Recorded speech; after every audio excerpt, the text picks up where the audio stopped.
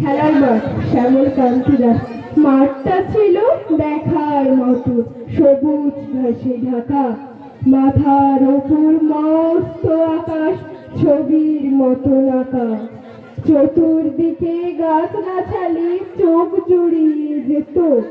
সকাল বিকাল কত যে লোক, হাওয়া বাতাস খেত। পাড়ার যত ছেলেরা সব আসতো দলে দলে। সারা বিকেল থাকতো মজে ক্রিকেট ও ফুটবলে।